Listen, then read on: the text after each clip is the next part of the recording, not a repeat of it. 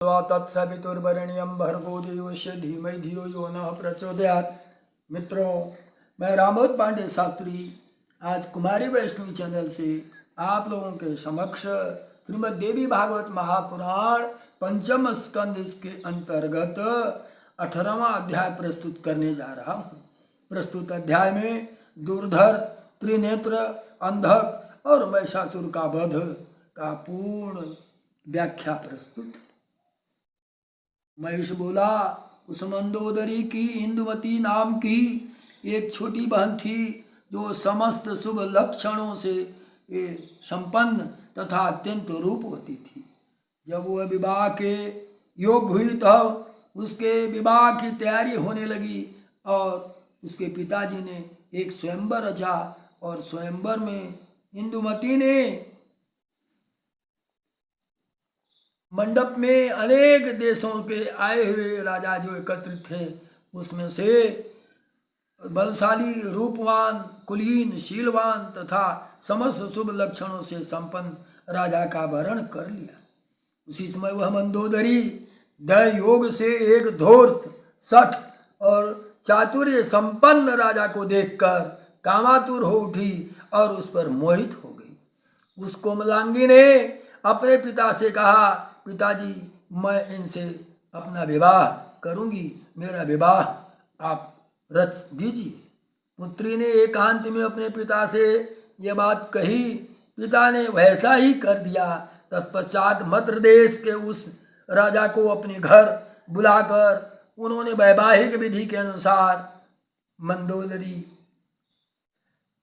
का विवाह करके उसे सौंप दिया। मद्र नरेश चारु देश भी उस सुंदरी को पाकर बहुत प्रसन्न हुआ।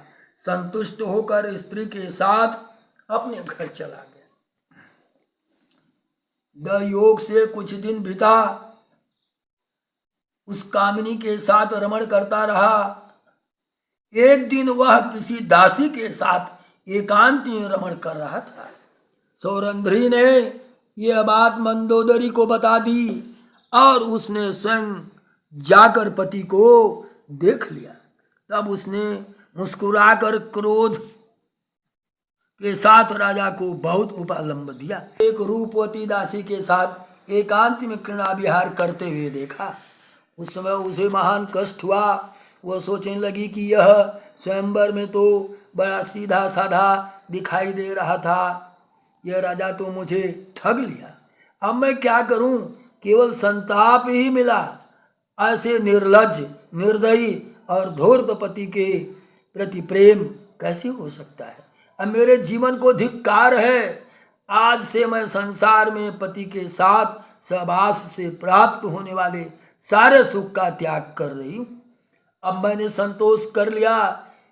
मैंने वह काम कर डाला जिसे मुझे नहीं करना चाहिए था, इसीलिए वह मेरे लिए कष्टदायक सिद्ध हुआ। अब यदि मैं देह त्याग करती हूँ तो यह दुस्तर आत्महत्या के समान होगा। यदि पिता के घर जाऊं तो वहाँ भी सुख नहीं मिलेगा और वहाँ पर भी अपनी सखियों की हंसी का पात्र बनूंगी। अतः वैराग्य युक्त होकर के भोग विलास के सुख का परित्याग करके काल योग में मुझे वहीं पर निवास करना चाहिए। महिष बोला, ऐसा विचार करके वह सांसारिक सुख का परित्याग कर दुख तथा शोक से संतप्त रहती हुई अपने पति के घर पर ही रह गई।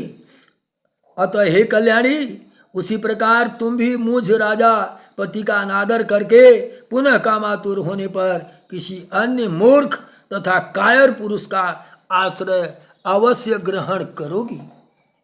अतः स्त्रियों के लिए परम हितकारी तथा सच्ची मेरी यह बात मान लो। इसे न मानकर तुम बहुत कष्ट उठाओगी, इसमें संदेह नहीं है।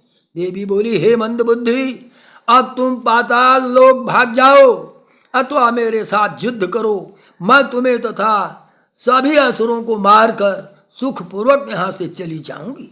हे दानव, जब तक साधु पुरुषों पर संकट आता है तब तक उसको उसकी रक्षा के लिए मैं देह धारण करती हूँ। हे दैत्य, वास्तव में मैं निराकार और अजन्मा हूँ, तथापि देवताओं की रक्षा करने के लिए रूप और जन्म धारण करती हूँ। यह तुम निश्चित समझ लो। मैं सत्य कहती हूँ, देवताओं ने तुम्हारा वध करने के लिए मुझे प्रार्थना की थी। हे महेश, तुझे मारकर मैं सर्वथा निश्चिंत हो जाऊंगी। अतएव अब तुम मेरे साथ युद्ध करो अथवा असुरों की निवास भूमि पाताल लोक को चले जाओ। अब मैं तुम्हें निश्चय ही मार डालूंगी। मैं यह बिल्कुल सच कहती हूँ। व्यास जी कहते हैं, देवी के ऐसे कहने पर महिषासुर धनुष लेकर युद्ध करने की इच्छा से संग्राम भूमि में डट गया। वह पत्थर पर घिसकर नुकीले बनाए हुए बाणों को कान तक खींचकर बड़े वेग से छोड़ने लगा। तब भगवती ने कुपित होकर अपने लौह मुख बाणों से उनके बाणों को काट डाला। अब देवी और दानव महिष में भीषण संग्राम होने लगा। वह युद्ध अपनी अपनी विजय चाहने वाले देवताओं और दानवों के लिए बड़ा भयानक था। उसी समय दुर्धर नाम का दैत्य बीच में आकर भगवती को कुपित करता हुआ उन पर अतिशय दारुण और विषैले बाणों की वर्षा करने लगा। तब भगवती ने क्रोधित होकर उस पर तीक्ष्ण बाणों के द्वारा प्रहार किया, जिससे दुर्धर प्राणहीन होकर के पर्वत शिखर की बात पृथ्वी पर गिर पड़ा। दुर्धर मृत्यु होकर के शस्त्रों का महान ज्ञाता त्रिनेत्र रणभूमि में आकर के 7 बाणों से भगवती परमेश्वरी को आघात करने लगा। ये बाण देवी के पास पहुंच भी नहीं पाते थे कि बीच में ही उन्होंने अपने बाणों से उन बाणों को काट डाला।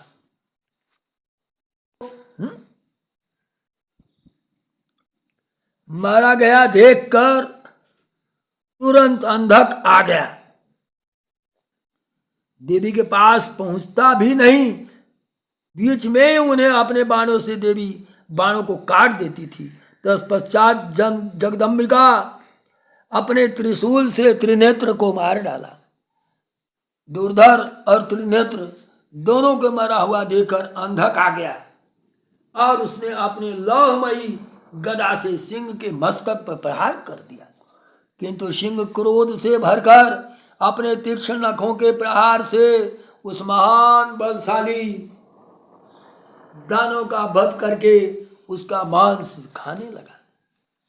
उन्हें रण में मारा गया देखकर महिषासुर बहुत आश्चर्य हुआ। अतः वह और भी वेग के साथ अति तीक्ष्ण और पत्थर की शान पर चढ़ाए हुआ तीक्ष्ण किए हुए बाणों को छोड़ने लगा। किंतु भगवती ने उन बाणों को अपने पास पहुंचने से पहले ही बाणों को काट डालती थी। इसी समय जगदम्बा महिषासुर के भक्ष पर अपनी गदा से आघात किया। देवताओं को दुख देने वाला महिष गदा के घायल होकर के मूर्छित हो गया। किंतु उस वेदना को सहन करके वह पापी उठ खड़ा हुआ और पुनः तुरंत आकर के अपने कोपाभिष्ट होकर अपनी गदा से सिंह के मस्तक पर प्रहार कर दिया। तब सिंह भी नखों के आघात से उस महान असुर को विदीर्ण करने लगा। तब महिषासुर ने मानव रूप त्याग करके सिंह का रूप धारण कर लिया और वह अपने नखों से भगवती के मतवाले सिंह को चीरने लगा। उसे सिंह रूप में देखकर भगवती क्रोधित हो उठी और अपने लौह मुख तीक्ष्ण क्रूर एवं सर्प दृश्य बाणों से उसे बेधने लगी। तदंतर सिंह रूप त्याग करके महिषासुर मदवाहने हुए मदमस्त हाथी का रूप धारण करके अपने सूंड से एक विशाल शैल शिखर उठा करके चंडिका के ऊपर फेंक दिया। तब पर्वत शिखर को आते देखकर भगवती जगदम्बा ने पत्थर पर घिसकर तेज किए गए बाणी से उस तिल तिल करके काट डाला और वे बड़ी जोर से अट्टहास करने लगे।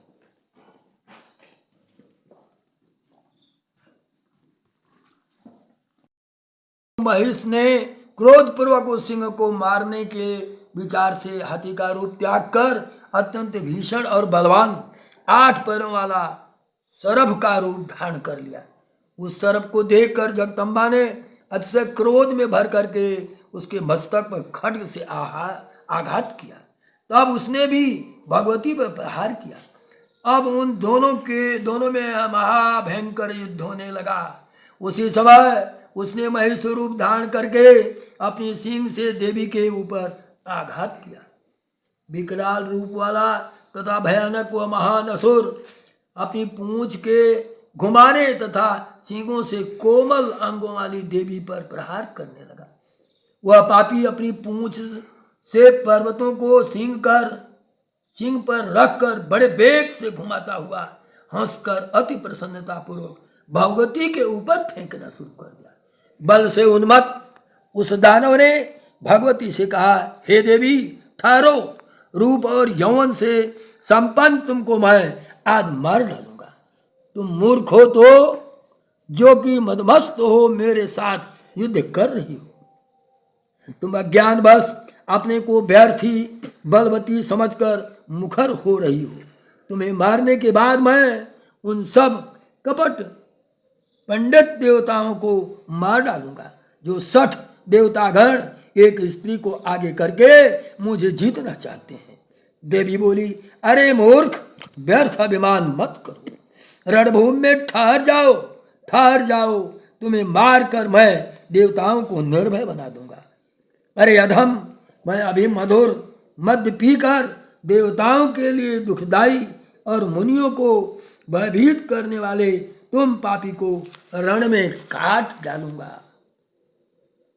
व्यास जी कहते हैं, माता जी के यह कहने पर कि मैं तुम्हें रणभूमि में काट डालूंगी, इस पर क्रोधपूर्ण उस दैत्य को मार डालने के विचारों से भगवती मद्यपूर्ण सोने का पात्र लेकर बारंबार उसे पीने लगी। उस मीठे द्राक्षा रस को पीकर भगवती बड़े वेग से अपना त्रिशूल उठाकर देवताओं को हर्षित करती हुई उस दानव पर झपटी।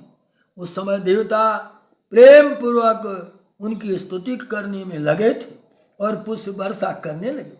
ये दुंदुभियों को ध्वनि के साथ देवी की जय हो ऐसा बार बार कहने लगे।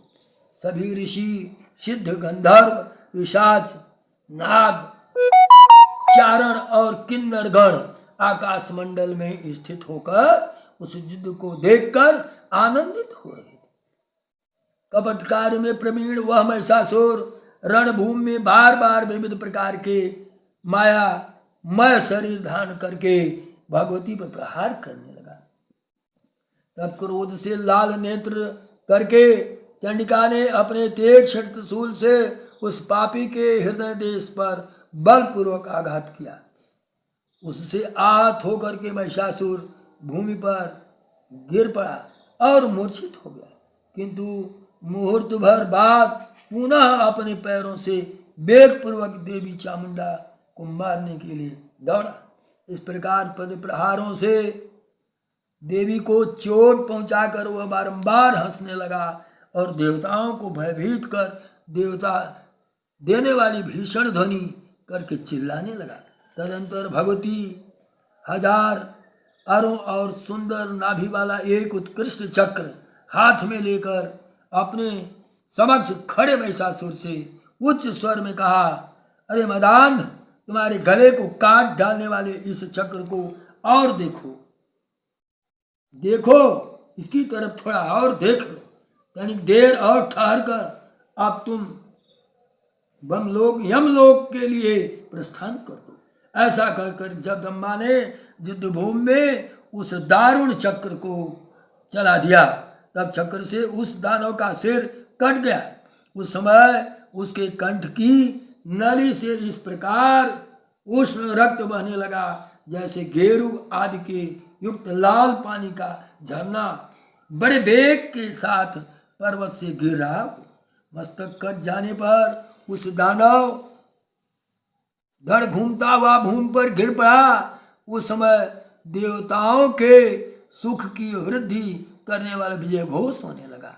अब भगवती का महाबली सिंह मानो भूख से व्याकुल होकर के रणभूमि में भागते हुए दानवों को खाने लगा। हे नृप, क्रूर महिषासुर के मर जाने पर जो कोई दानव मरने से शेष बच गए वे भय से त्रस्त होकर के पाताल चले गए। उनके मर जाने पर भूमंडल जो भी देवता मुनिगण मनुष्य और साधुजन थे वे परम आनंदित हो गए। भगवती चंडिका भी रणभूमि को छोड़कर एक पवित्र स्थान में विराजमान हो गई। देवता भी उन सुख प्रदान करने वाली भगवती की स्तुति करने लगे। इच्छा से शीघ्र ही वहां आ पहुंचे। प्रकार योग माया भगवती ने दुर्धर त्रिनेत्र को तो मार डाला और अंधक इन दोनों के मरने के बाद वो भी रणभूमि में आ जाता है। देवी का ये जो शेर है वो भूख से व्याकुल था। शेर ने उसको चीड़ कर खाना शुरू कर दिया। माता ने अनेक रूप धारण करके महिषासुर माँ की तरफ झपटा, लेकिन अंत तो गत्वा माँ ने महिषासुर का भी काम तमाम करके उसे देश दुनिया में इस भूमंडल से सदा सदा के लिए विदा कर दिया। मित्रों, अहंकार को तोड़ने वाली माँ महिषासुर जैसे अहंकारी को कदापि नहीं छोड़ी। आनंदम परमम जगमुह देवास्तस्मिन् निपातिते मुनियो मानवाश्चैव ये चान्ये साधव क्षितौ चंडिकापि रणम त्यक्त्वा शुभे देशे अथ संस्थिता देवा तत्राययुः शीघ्रं स्तोतुं कामं सुखप्रदम्। श्रीमद्देवी भागवत महापुराणे अष्टादशसहस्रस्यां संहितायां पंचम स्कंधे महिषासुरवधो नाम अष्टादशोऽध्यायः। बोलो माँ जगदम्बा की जय, योग माया भगवती की जय।